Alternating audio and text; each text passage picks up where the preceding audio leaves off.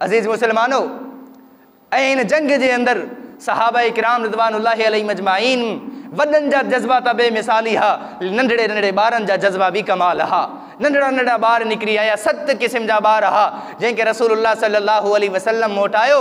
हज़रत साद बिन अबी वक्कास रज़ी अल्लाह तआला अन्हु चवनि था, जॾहिं रसूलुल्लाह सल्लल्लाहु अलैहि वसल्लम ऐलान कयो जंगे बदर जो, उन वक़्तु मां पंहिंजे भाउ हज़रत उमैर खे ॾिसां पियो, मूंखां लुकंदो वते थो, त मां ॾिसी करे चयो, उमैर तोखे छा थियो आहे, तूं छो थो लिके?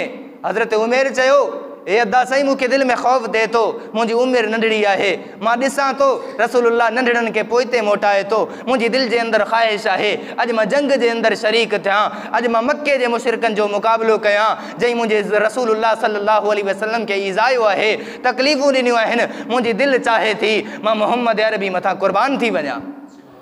जॾहिं हज़रत उमैर रज़ी अल्लाह तआला अन्हु रसूलुल्लाह सल्लल्लाहु अलैहि वसल्लम जे साम्हूं पेश थिया, रसूलुल्लाह सल्लल्लाहु अलैहि वसल्लम हज़रत उमैर जी उमिरि ॾिसी करे फरमायो, उमैर तूं जंग जे लाइक़ कोन आहीं, तूं अली ॿार आहीं, तूं मोटी वञ, तूं पोइते हलियो वञ। हज़रत उमैर इहे रसूलुल्लाह जा जुमला ॿुधी करे ज़ारो क़तार रोयण लॻो। रसूलुल्लाह सल्लल्लाहु अलैहि वसल्लम रहमतल लिल आलमीन पैगंबर हा, हज़रत उमैर जो रोयण ॾिसी करे हज़रत उमैर खे इजाज़त ॾेई छॾी। तारीख़ गवाह आहे, हदीसनि जा किताब लिखनि था, जमा मर्दी सां हज़रत उमैर रज़ी अल्लाह तआला अन्हु विढ़ंदे विढ़ंदे तौहीद ख़ातिर, नामूस रिसालत ख़ातिर पंहिंजी नंढपिण जी ज़िंदगी रसूलुल्लाह तां क़ुर्बान करे छॾी।